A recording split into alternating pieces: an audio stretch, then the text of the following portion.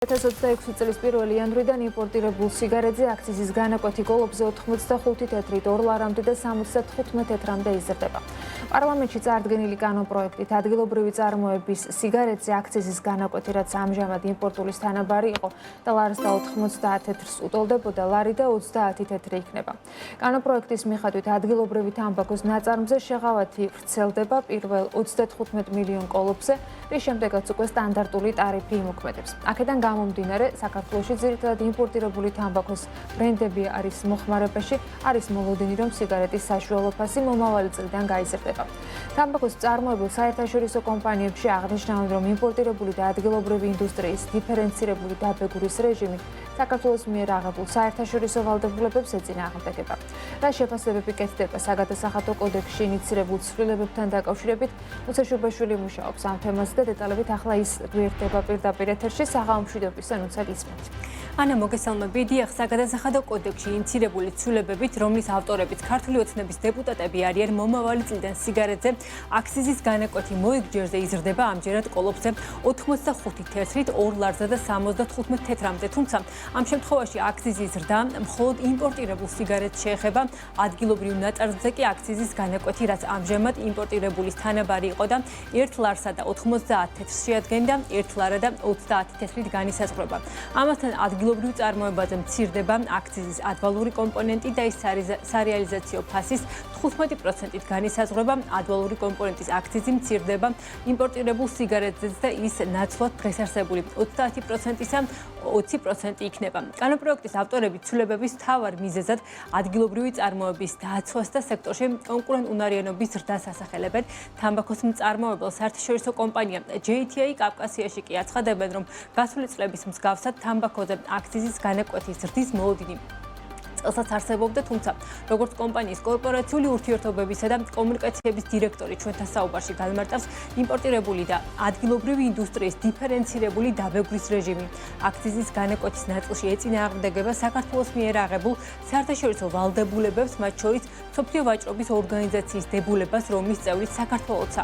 რაც შეეხება საკითხს კონკრეტულად რა მოცულობით გაიზრდება იმპორტირებული სიგარეტის ღირებულება მომავალი წლიდან, ამ საკითხზე ჯერჯერობით კონკრეტული პასუხისგან კომპანია თავსიკავებენ.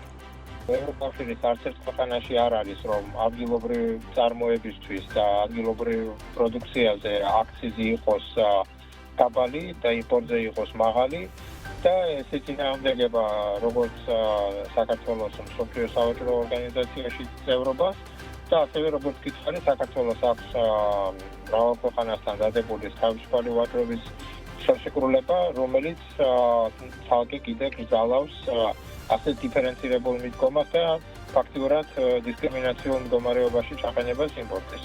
თამბაქოს ბაზარზე არიან სხვა კომპანიებიც, რა თქმა უნდა, კომპანიები ერთმანეთს უყურებენ.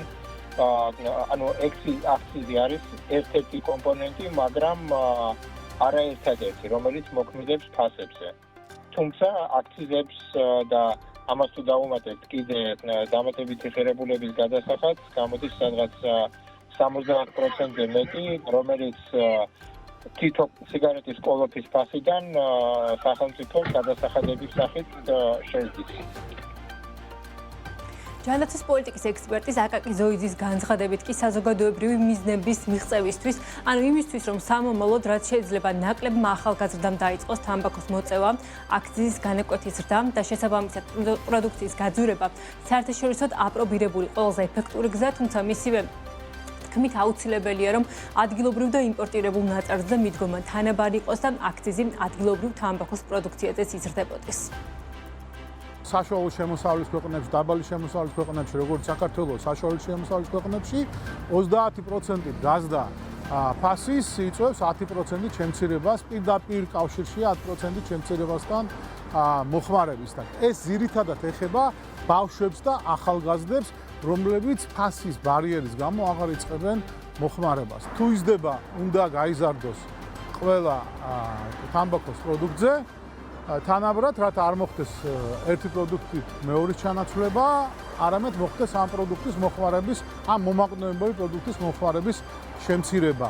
აი ეს არის სწორი მიდგომა და ის, რომელიც თქვა იგივე საერთაშორისო ვალდებულებებსო თავი დავანებოთ, ლოგიკაში ჯდება და მეორე გაზრდილი შემოსავლის ნაწილი მიზნობრივად უნდა მიიმართოს სწორედ ჯანმრთელობის დაცვის პროგრამებზე, პრევენციაზე და ამას გარდა თუ ადგილობრივ წარმოებაზე არის საუბარი, სწორედ ადგილობრივი ფერმერული მეურნეობის დახმარებაზე, რათა მათ ეს მომაკვდინებელი კულტურა თამბაქო ჩაანაცვლონ ახალი ჯანმრთელობისთვის სასარგებლო კულტურით.